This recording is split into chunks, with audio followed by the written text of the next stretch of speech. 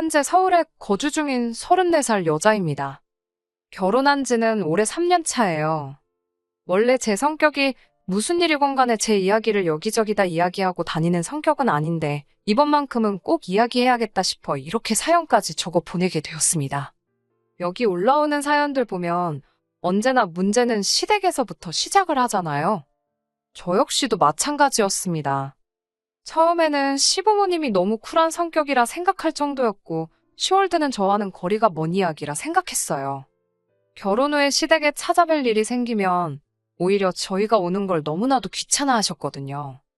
괜히 저희 오면 집 청소도 해야 하고 식사 준비도 해야 하고 여간 번거로운 게 아니니 시간 있으면 그냥 둘이 어디라도 놀러나 가라는 식이셨지요. 그런데 알고 보니 그건 다 신우 때문이었습니다. 남편은 저보다 4살 연상이고 신우는 남편과 연년생이고요. 그런데 신우는 그 나이 먹도록 아직 결혼을 안 했습니다. 시부모님이 저희가 시댁에 방문하는 걸 불편해하던 이유는 식사 준비고 집 정리고 그런 건 다 핑계에 불과했어요. 그냥 저희가 다녀오면 신우가 잘 살고 있는 저희 모습 보고 열등감이라도 느끼는지 저희가 가고 나면 집에서 그렇게 난동을 부리며 발작을 했다고 하더라고요. 그렇다 보니 시부모님도 차라리 얼굴 좀 안 보고 그러는 게 편했기에 저희 보고 오지 말라고 했던 것이었습니다. 저는 여태까지 그걸 시부모님이 쿨한 성격이라 며느리 부담 갖지 하지 않게 하기 위해 그러시는 거라 믿어왔고요. 신우 성격 이상한 것도 시부모님은 물론 남편도 다 알고 있던 사실인데 팔은 안으로 굽는다는 그 말이 결국엔 다들 신우를 위해서 제가 희생하는 게 당연한 거라 생각하고 있었다는 거네요. 제 본가는 지방에 있습니다. 저는 대학부터 시작해서 남편과 결혼해서 서울로 올라오기 전까진 계속 지방에서 거주하고 있었어요. 남편은 제가 다니던 회사 거래처와 연결된 회사에 다니고 있었고 본사는 서울에 있었는데 파견근무차 저희 지역에서 1년 조금 넘게 거주를 했었거든요. 어떻게 인연이 다 연애를 시작하게 되었고 남편이 서울에 있는 본사로 복귀하면서 몇 달 정도 주말 연애를 이어가다가 청혼을 받게 돼서 결혼까지 하게 되었습니다. 저한테는 쉬운 결정이 아니었어요.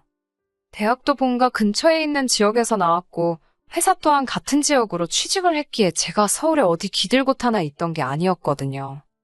졸업 후부터 쭉 다니던 회사이기도 했으니 경력이 끊어지는 부분도 아쉽긴 했습니다. 허나 당시 여러모로 오래 몸담은 회사에 이래저래 실망스러운 부분도 있고 해서 여러 가지 생각이 많던 차였거든요. 제가 아무리 회사에서 좋은 성과를 낸다고 해도 진급에 있어서는 남자 직원한테 양보를 해야 하는 그런 부분들부터 회사 역사상 여자가 대리 이상으로 진급한 일이 없다고 하는데 그런 부분에 어느 정도 한계를 느끼고 있던 차였어요.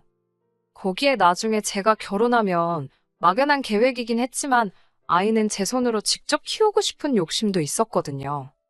그래서 고민 끝에 저는 남편을 따라 서울로 가기로 했습니다. 회사 사표 한 장 집어던지면 끝나는 거지만 삶의 터전을 바꾸는 거니 여러모로 정리해야 할 게 많았습니다. 지방이긴 하지만 그래도 제 명의로 아파트를 하나 보유하고 있었거든요. 제가 대학교를 다닐 때는 친정부모님 집에서 같이 살면서 통학을 했었어요. 그리고 졸업과 동시에 취직을 하게 되었으니 독립을 해보고 싶은 마음도 있었고 무엇보다 부모님 집에서 회사까지 출퇴근이 정말 불편하게 되어 있었거든요. 차를 사는 방법도 있긴 했는데 제가 말씀드렸다시피 회사가 이상한 부분에서 소위 말하는 꼰대 같은 모습이 좀 있었어요. 그래서 당시 신입 직원이었던 제가 차를 끌고 출근하는 건 상상도 못할 일이었습니다. 지금 생각해보면 차 끌고 출근하는 거랑 신입 직원인 게 무슨 상관이 있나 싶지만 그때는 회사의 암묵적인 룰이니 당연히 따라야 한다 생각했고요. 출퇴근으로만 몇 시간씩 시간을 버리게 되니 여러모로 부모님 집을 나와 독립을 하는 게 가장 좋겠다는 생각이 들었어요. 그래서 회사 근처에 있는 월세 같은 걸 구해 혼자 살아볼 작정이었거든요. 몇 달 일해서 월급도 모여있던 상황이었는데 그 돈으로 구할 수 있는 방은 회사와는 가까워지지만 출퇴근이 불편한 건 매한가지였어요. 그래서 회사 근처에 있는 신축 오피스텔 같은 곳을 알아봤는데 그런 곳은 또 보증금부터가 꽤나 목돈이 필요하더라고요. 월세는 월세대로 비싼 느낌이고 관리비는 관리비대로 이중으로 돈이 나가니 출퇴근 좀 편하게 하겠다고 돈을 버리는 느낌도 들었고요. 그렇게 고민하던 와중에 친정부모님께서 상황이 그러면 월세를 구하는 게 아니라 아예 자가로 집을 하나 구하는 게 어떻겠냐 하시더라고요. 전세를 구하는 방법도 있긴 했지만 부모님께서 이리저리 같이 알아봐 주시다가 투자 가치도 조금 있어 보이는 아파트를 골라 그 아파트를 매매하게 되었습니다. 친정부모님께 6천 정도의 목돈을 지원받았고 나머지는 제가 모은 돈에 은행 대출을 껴서 제 나이 25에 내 이름으로 된 집을 갖게 되었지요. 24평에 지은 지 좀 되는 아파트기는 했지만 혼자 살기에는 더없이 넓은 집이었어요. 값도 합리적이고 출퇴근 문제도 해결되고 월세 나가는 거나 대출이자 내는 거나 비슷하겠지만 그래도 언젠가 이 집이 내 것이 될 거라는 생각에 이자 내는 건 아깝지도 않았습니다. 그 후부터는 열심히 돈을 모으며 빚부터 갚아야겠다 생각해서 돈 모으는 것에만 열중했어요. 조금씩 아끼고 절약하며 살다 보니 5년 뒤에 은행 대출은 완전히 다 털어버리게 되었습니다. 남편하고 연애를 시작하던 시점에는 이미 은행 빚은 다 갚은 상태였어요. 이래저래 수중에 모인 돈도 꽤나 있던 상황이었고요. 그리고 남편의 청혼을 받아 남편을 따라 서울로 가는 걸 결정했을 때 집은 집대로 있고 저한테는 추가적으로 1억이 넘는 저금이 있는 상황이었습니다.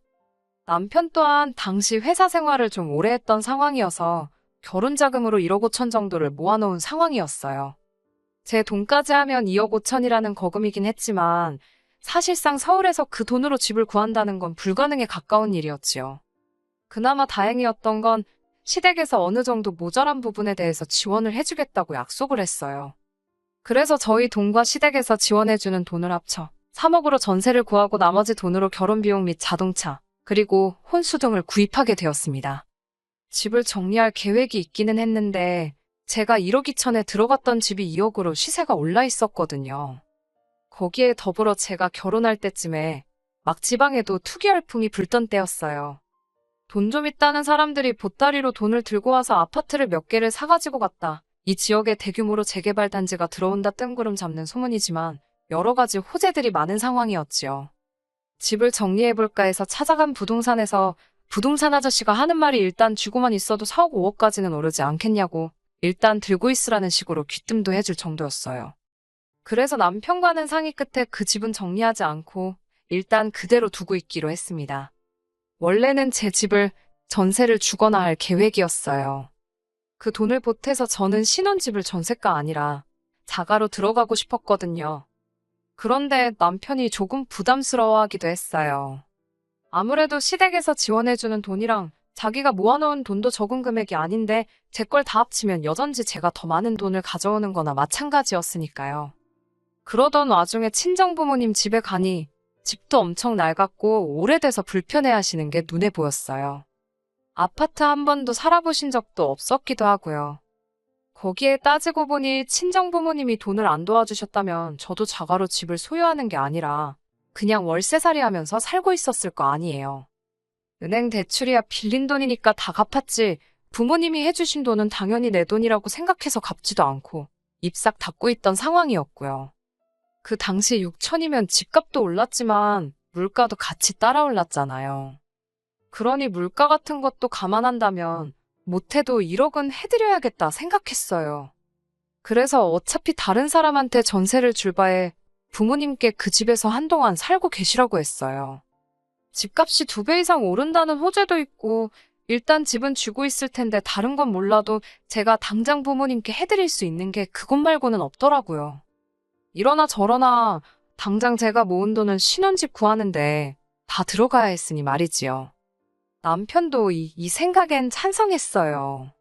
어차피 다른 사람한테 전세를 줘봐야 남편은 그 돈이 부담스럽다고 할 테니 그냥 쥐고만 있을 돈이기도 했고 나중에 집값이 오르게 된다면 그 돈으로 부모님께 돈도 갚고 저희도 더 넓은 집으로 이사가거나 할 때 보탤 수 있으니 좋은 생각이라고 하더라고요.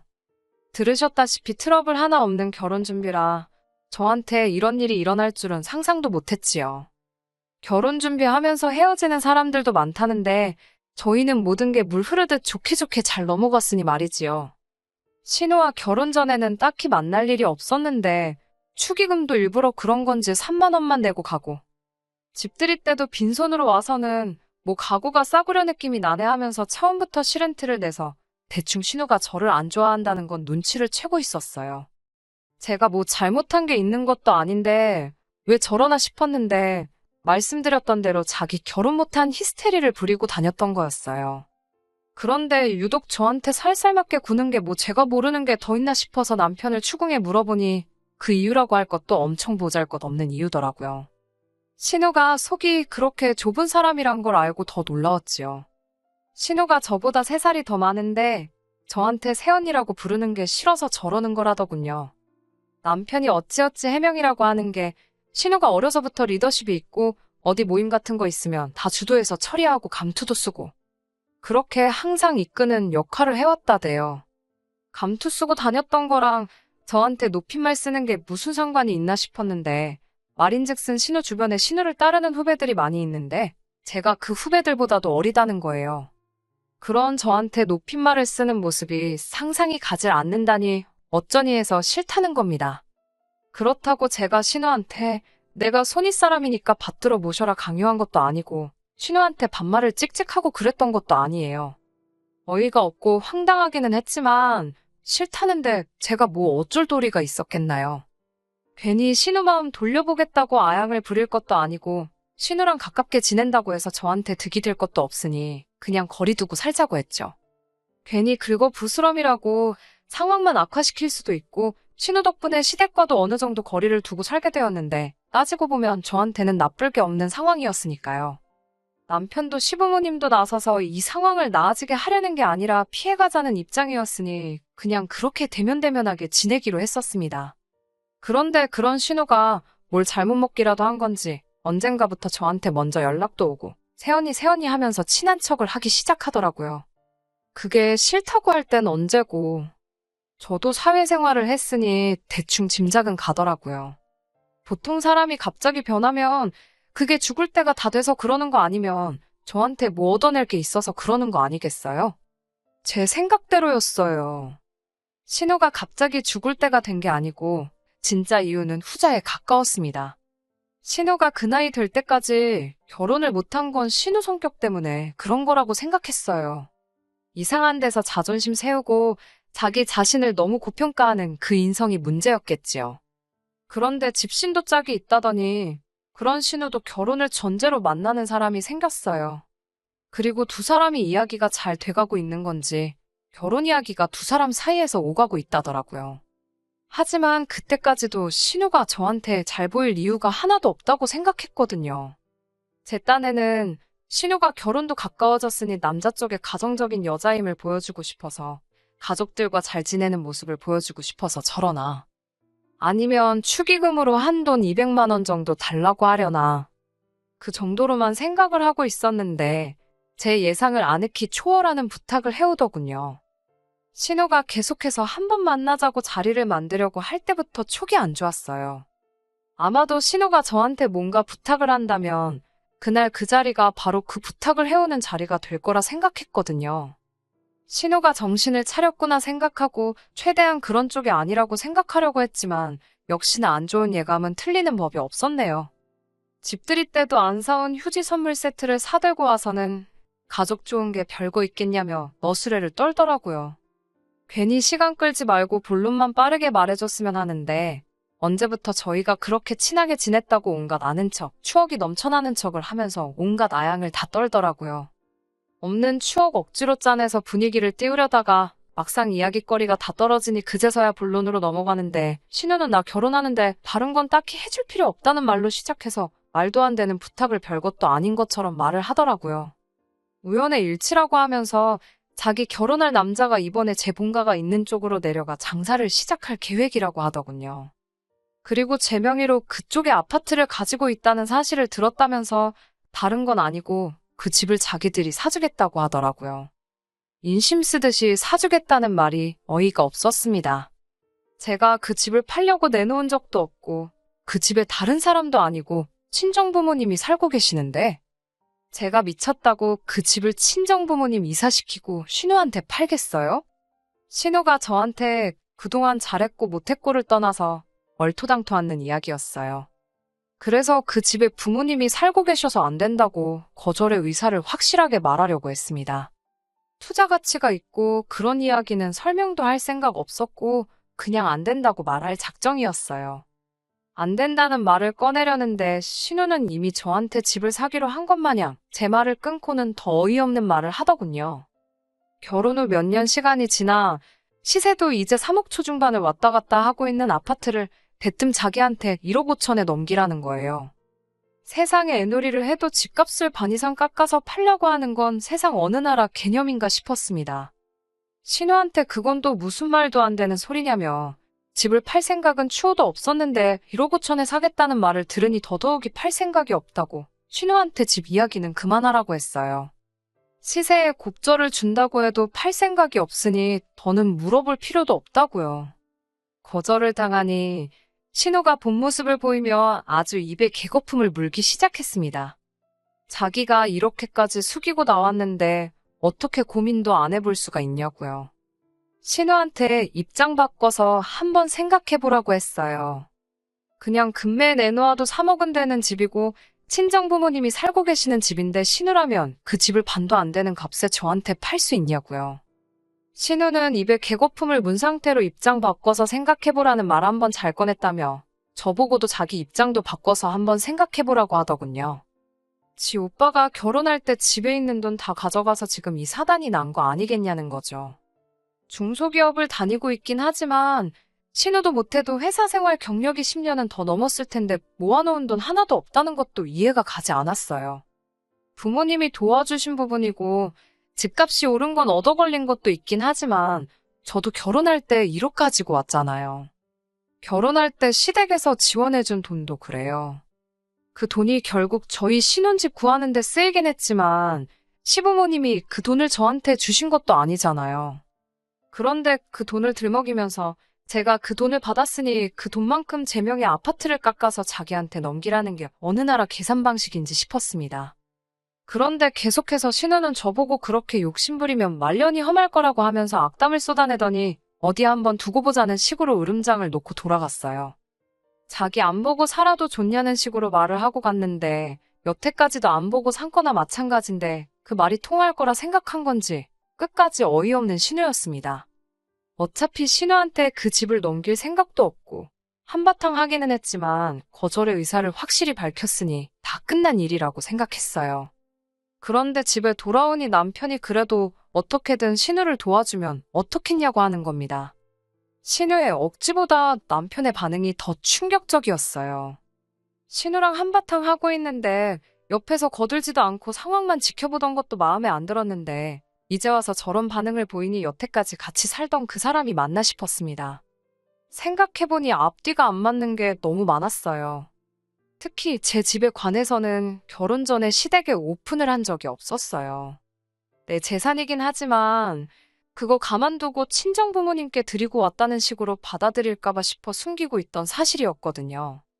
그런데 시부모님도 아니고 신우가 그 집에 대해서 알고 있다니 남편을 추궁하니 자기가 말했다 하더군요. 이번 기회 아니면 신우 시집은 다 간 거 아니겠냐. 성질 더러운 신우 등살에 힘들어하는 부모님 생각하니 그것도 딱하고 신우도 그 집을 싸게 얻으면 상대 쪽에도 면도 살지 않겠냐면서. 저보고 다른 사람도 아니고 가족 일인데 저만 조금 희생하면 모두가 편해지는 거 아니겠냐대요. 만에 하나 신우한테 그 집을 넘긴다고 한들 친정부모님이 살고 계신데 그건 어떻게 할 거냐 따졌지요. 그러니 남편이 두 분이야 원래 오래된 집에서 잘 살고 계시지 않았느냐 하면서 적당한 월세 구해드리면 되지 않냐더라고요. 그 말이 끝나기가 무섭게 저도 모르게 남편 뺨싸다기를 한 대에 올려붙여버렸어요. 그 뒤로는 남편하고 말도 한마디 하지 않고 냉전 중이에요. 이 와중에도 생각 바뀌었냐며 저를 떠보는 신우 연락이 저를 더 열받게 만드네요. 파리 안으로 굽는다는 말이 딱 이 상황이네요. 억지로 반대로 꺾어봐야 부러지기밖에 더 하겠나요. 빠른 시일 내로 이혼 전문 변호사한테 상담 좀 받아보려고 합니다. 저도 강경하게 나간다면 남편도 마음을 돌리지 않겠나 싶네요. 궁금해하시는 분들이 계셔서 이렇게 후기 보내드립니다. 일단 남편하고는 완전히 이혼하게 되었어요.